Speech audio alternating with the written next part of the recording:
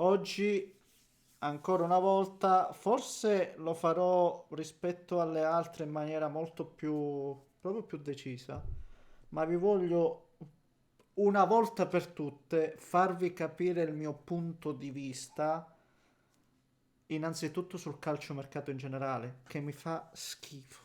Il calciomercato a me fa letteralmente schifo. E vi voglio andare a spiegare il motivo. Magari a voi non interessa una mazza, però se sono qui da youtuber, prendiamoci questa licenza, chiamiamoci youtuber e si presuppone che gli youtuber parlano, ma a me piace parlare di calcio giocato e non di calcio mercato, sapete perché? Ve lo spiego. E la vicenda Lookman, no, mette tutto sul banco, mette tutto in piazza.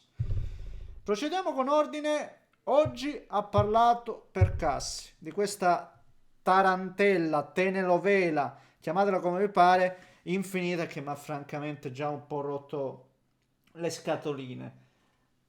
Cosa dice Percassi? Un anno fa, a fronte di un'offerta di 20 milioni del Paris Saint-Germain, mizzica 20 milioni soltanto, il giocatore ci aveva chiesto di essere ceduto. L'Atalanta, essendo una società credibile, si era ripromessa di poter cedere il giocatore in questa sessione di mercato basandosi su due presupposti richiesti da lui stesso. In primis, due presupposti richiesti da lui stesso, dice Percassi. Questo passaggio è importante. In primis, raggiungere un super top club europeo, ma in secundis, che in Italia non avrebbe indossato praticamente nessun'altra maglia se non quella dell'Atalanta. Questo è quello che ci dice Percassi. Oggi la situazione è ben diversa, ma come sempre è la società Atalanta a decidere i tempi e valori dei propri giocatori. Perché a me fa schifo il calciomercato? A me il calciomercato fa schifo perché io devo dire un mio pensiero su dei fatti che non conosco. La partita, tu la vedi, quella è la partita. La partita è oggettiva. Poi puoi dare dei pareri soggettivi, ma su un qualcosa che è oggettivo. Qua io dove so? Dov'è la verità? Dov'è? Lookman che dice: no, ma nel caso in cui fosse arrivata un'offerta congrua mi avrebbero ceduto, mi hanno promesso questa. Oppure la verità è questa dei Percassi, ossia in Italia eravamo d'accordo che lui non avrebbe vestito la maglia dell'Atalanta e sarebbe andato via nel momento in cui arrivava un top club estero, che poteva essere per esempio l'Atletico Madrid, che era sul giocatore. Qual è la verità? Ecco, io non ce l'ho la verità, perciò mi incazzo da morire, perché su cosa devo parlare? Perché se devo parlare sulla verità dei Percassi dico: vedete che quello che sta facendo Lookman è vero, è un giocatore che deve venire all'Inter, ma non mi piace per niente, perché non è una bella cosa, non è una bella cosa, per nulla è una bella cosa.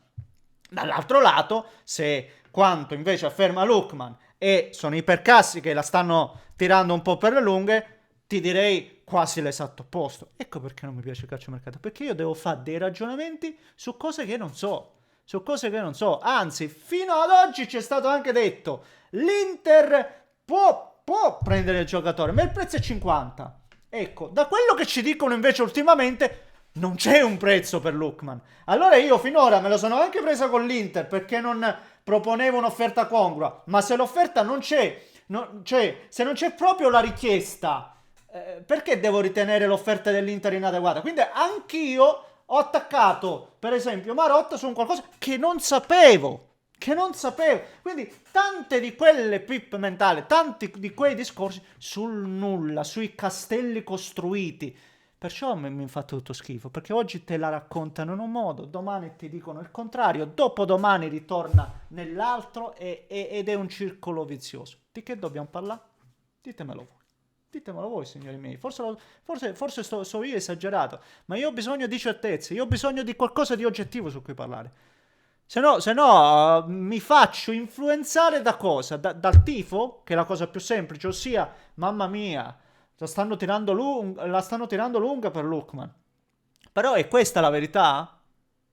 Non lo so, ma non lo sapete neanche voi perché non potete sapere, a meno che non eravate lì a telefono insieme a Percassi e a Lookman quando si sono visti, se no a quattro occhi, non lo so dove, non lo so quando, non lo so perché e in che modalità. neanche voi potete saperla, quindi è inutile che ognuno poi andrà a scrivere sotto, ma no, Neschio, stai sbagliando, no, ma Neschio, io la vedo con, no, ma Neschio, che Neschio di che? Ma Neschio che volete che vi dica? Sono qualcosa che, ripeto, sulla partita, ognuno può avere la sua opinione, però è quella la partita, la partita è quella, la vediamo entrambi qual è la partita, non si può discutere, la partita è quella, poi ognuno può dire la sua, ma la partita è quella. Su ste robe dove non sappiamo quale sia la verità, onestamente faccio fatica. Però una cosa posso dirla, sempre sulla questione Lookman, sui percassi e su tutto il resto, ve la dico lì e adesso la argomentiamo. È giusto che il potere ce l'abbia chi detiene il cartellino del giocatore. Ecco. Questa roba, fatemela dire, che vale per Cialanoglu, vale per Lookman, non lo so, ditemela voi, valeva l'anno scorso per Cup Miners, il Napoli con Osimhen, mi viene un altro esempio, perché so le società che investono anche su questi giocatori, so le società che non si possono far ricattare dei giocatori. Qua andiamo oltre la vicenda Lookman. Poi se ci sono delle parole di rispetto, se ci sono, come posso dire, una parola data la devi far rispettare, ci mancherebbe se c'è un rapporto che va al di là di quello lavorativo, assolutamente, perché la parola è importantissima, secondo me è fondamentale, ma è giusto in linea di massima, discorso generale, che sia la società a discutere il proprio giocatore, perché ultimamente veramente, ma lo sappiamo, si è andati incontro a questo mercato governato da procuratori, dove sono i giocatori che fanno le bizze, dove i giocatori che decidono di tenere scacco la propria società, e non va bene, e senza ombra di dubbio. E questo sostanzialmente. Io onestamente vorrei solo sapere a questo punto davvero che la cosa più importante ed è l'unica che mi interessa in questo momento. Io mi sono sempre affidato a gente come Romano, lo stesso Di Marzio, che ci dicevano un prezzo. Allora, è quello davvero il prezzo per l'Inter o no? Quello dei 50 milioni? Voglio capire sta roba qua. Perché sennò no, è inutile. È inutile. Devo anche ribadire, fare un passo indietro su quanto ha fatto l'Inter fino ad oggi. Perché se non c'era davvero un prezzo sul tavolo e l'Inter è arrivata a 45 milioni per Lookman, tanto di cappello all'Inter, eh. A questo punto dico tanto di cappello perché hanno fatto comunque un'offerta importante per un giocatore che, ribadisco, l'altro anno il Paris Saint-Germain è arrivato soltanto a 20 milioni con un anno in meno del giocatore e quindi tanto di cappello a quanto fatto dall'Inter, se non c'è una vera e propria richiesta. Questo voglio capire soltanto. Perché oggi, no?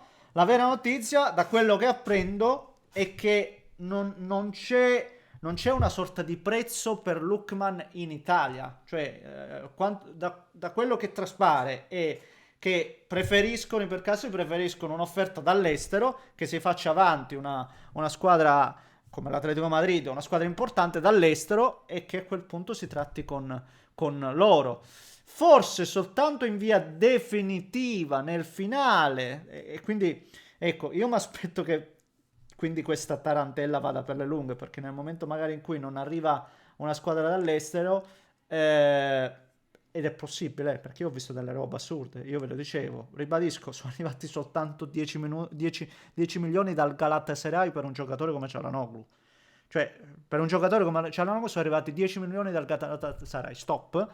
Su Dumfries c'era una clausola di 25 milioni, nessuno si è permesso minimamente, tranne in passato un po' il Barcellona, ha pensato di riscattare questa clausola. Quindi questo mi fa capire che oggi dall'estero ci guardano con molta indifferenza, non prendiamoci in giro, ci guardano con molta indifferenza, quindi forse non arriverà nessuna offerta importante, congrua per Lookman, e questo mi fa capire che nel momento in cui magari non arriva, ne parleremo a fine agosto.